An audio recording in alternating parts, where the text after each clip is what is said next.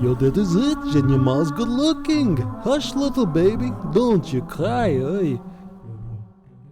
And that's sage advice for the summertime when the living's easy. And speaking of sage and parsley and rosemary, it's time to use the rubber hose tool. So let's clear out this pre-made animation. And I'll leave the background, and I'm going to click the type tool. Now I want to center this in both directions. Pick a font that will work. I think this is the one that we were using before. And I will change the font size here. I'll click on the fill, and I'll change the color. Something like a bright blue will work.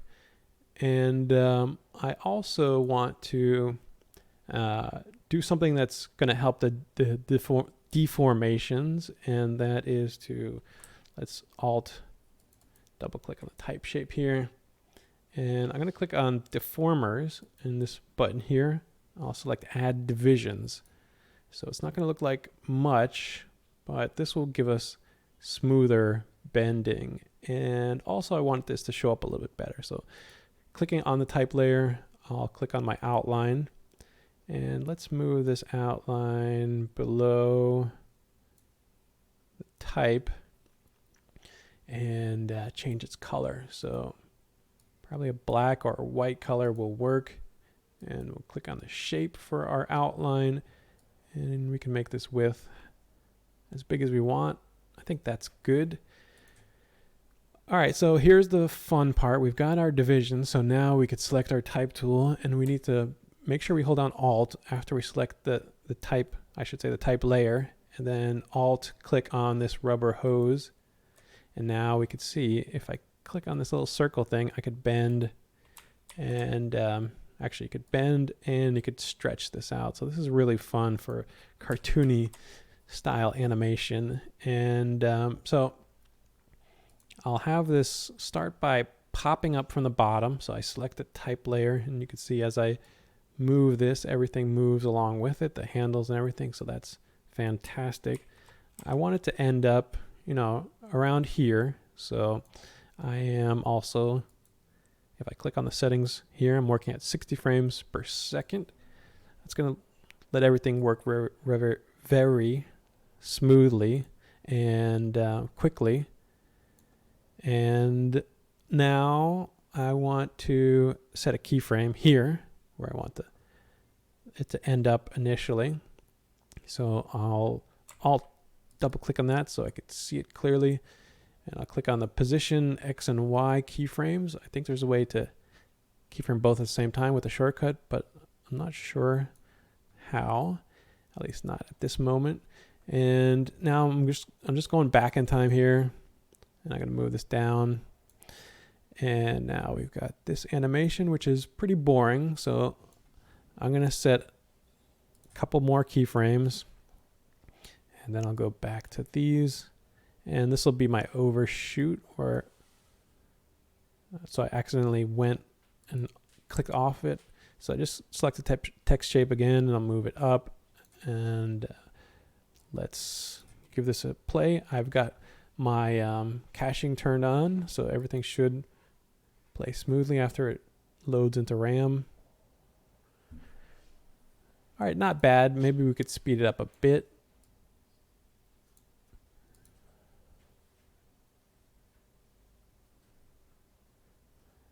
Okay, that's getting better, and I should note that you probably at this point want to save your work often, because I'm going into messing with the keyframes in the graph editor, and in the beta it's still kind of buggy, but it's pretty good.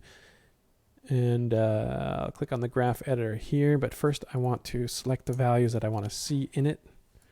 Go to the graph editor. You can press F to frame it up. If I make this window bigger, you're going to see, and maybe I can make it bigger this way also. It's probably not a bad idea. And make sure these two are selected. And yeah, so it automatically frames them. But if you're zoomed out or something, you could press F on the keyboard, and that frames them up. So let's make these Bezier. Click this button here, and I'll click this handle and drag it up. I'll click this one, drag it down, and it's a little bit hard to see this X. So if I want, I could deselect them both and just click the X, and I can see, okay, that's pretty good. I can click the Y on its own, and let's just play this to see how it looks. All right, so it's coming down pretty fast, and I'm going to zoom in by using the scroll wheel, and I also should note that if I mouse over here while I scroll wheel, I'm going to zoom into that section. If I mouse over here and scroll wheel up, I'm going to zoom into this section here, so that's very handy. So you can see it's coming down fast. So I'll click this one, and I'm going to hold on Shift as I drag it back. I'm going to click on this handle and hold down Shift as I drag it back, and let's see if that. All right, it's still coming down a little bit fast, so let's move this back, and I'm going to scroll wheel to zoom out a little bit. And I'm holding on Shift as I drag if I want to constrain that movement to only the horizontal when I'm moving the keyframes.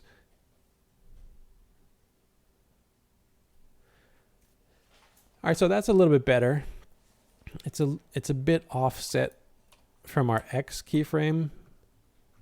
So if I wanted to, I can try and grab this one and holding down Shift as I drag it, so it's moving a little bit on the X, not much, but now that they're lined up, it's a little bit smoother. So we got our primary animation, and now we can use this rubber hose to get and I'm not sure why it just jumped like that. Now we could use this rubber hose to get some secondary movement. So we are working with the start, and I could see that because when I click on it, the start gets highlighted. Let's go back into regular time editor, and we can zoom in here. So I'm going to go a couple frames after it hits that overshoot peak. And this is where I want to set a keyframe for my start. So I'm going to Alt double click on that and keyframe position, X and Y.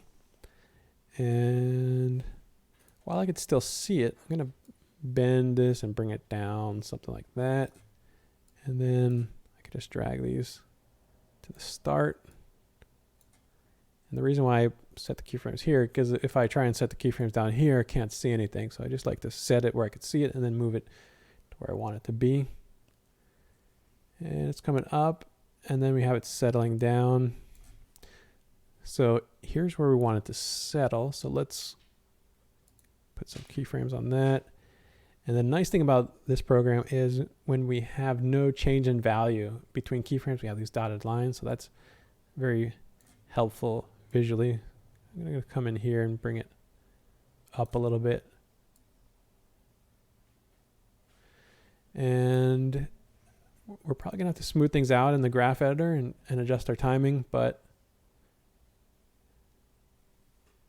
that's pretty close. Maybe we'll give it more time to settle down on the bend.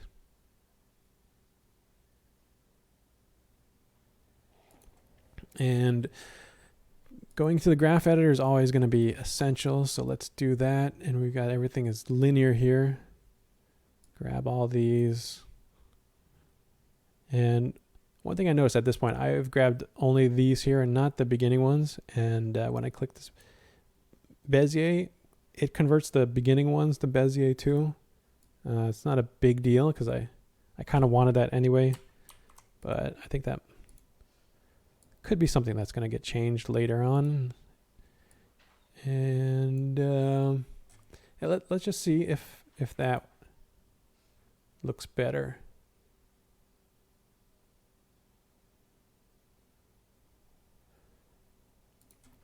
All right, now here's the thing that I would do would be to come in here and fuss around with these for a long time until I get it exactly how I want, but that's that's just animation for you. You kind of have to go back and forth, make adjustments, play it, see how you like it, see if you need, do I need more time held at this position here? But for the sake of tutorial, I'm just gonna not be so nitpicky and just say, okay, all right, that's gonna be good enough for now. And then I want to animate this coming off the screen. So what I'll do is we got this start position. Now we can animate the end position. So let's go back to time editor because I like to work a little bit more cleanly this way when I'm blocking in animation. And then I dive deeper into the graph editor. But we can hold it here for like a half second or so. And let's keyframe so we got the end. For some reason the end is on top of the start, but it's not a big deal. And hit this keyframe and this keyframe. I should say after I alt double clicked on the end here and I got to its settings. And then I don't have to worry about this area because I've got my keyframes here. And so now we'll do our anticipation where it kind of coils up. So we'll start by going backwards, something like that. And we could do it as extreme as you want. And let's just see if that's how the speed is on that. It's kind of fast. Let's bring it out further. And let's zoom out because we just need to focus on what we're animating here and give us a little extra time. So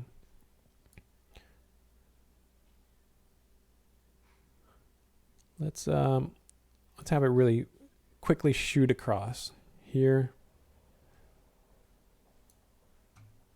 Might even want to go further just to be really extreme. All right, let's play that, see how it looks so far.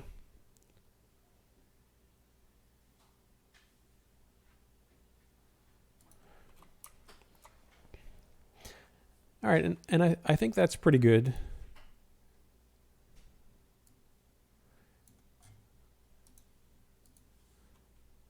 Give it a little bit bigger preview. Yeah, and then the last thing would be to animate this, but let's go into the graph editor and see if we could adjust the end. Now, if I click on this one and I control click this one and I hit this Bezier button, you'll see now, for some reason, it only did the Bezier on those two keyframes, which is what I want. Oops, I don't want to do that though. I want to scroll wheel to zoom in, spacebar left click to pan around. And I want to give myself kind of as much of a hold at this position as I can get away with.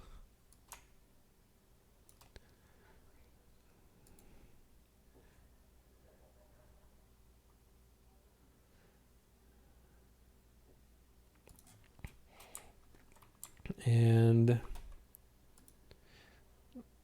I'll press F to frame this up. So I might even want to add another keyframe here just to hold it at this position a little bit longer. But I'm not sure how it's going to look, but I'll try it anyway. So I add a keyframe for the X and the Y. And I guess I need to make this bigger so I can see as much as I can see. And I kind of lost my view, so I'm going to press F to frame that up, and then I'm going to use a scroll wheel to zoom in, space bar to pan around, and I should have grabbed these both at the same time. Click, hold down Shift, and let's see if that's any better. yeah, I think that's giving a little bit extra time in that anticipation. And as I mentioned before, I would fiddle around with this more, but it's time to go on to the next thing, which is this one here, and we'll come back out. So if I want this to feel kind of snappy, I would want to hold it at this stretch position, maybe for a frame or two before I animate this left part. And we'll see how it works, but I'll set a keyframe here, keyframe here. This is going to come off the screen pretty fast. And I want this to be in a pretty much a straight line. And that's too slow. And it might be getting held a frame or two too long. Let's try that. Yeah. Maybe even a little bit faster, and I'll move them back one frame. Yeah, so I think that's pretty good. It has a kind of a sticky feel to it. It might be a little too sticky, so I'll move it back one more frame. And I think that's it. I think that's the look I'm going for. I could hide the end and the start if they're in the way. And also the rotation, I should turn that off too. So now we can take a look at the entire thing and let's make sure we see everything.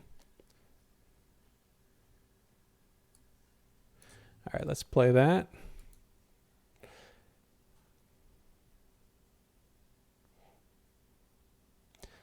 Yeah, so that is how we can create a cartoony style animation and animate text in a fun and interesting way.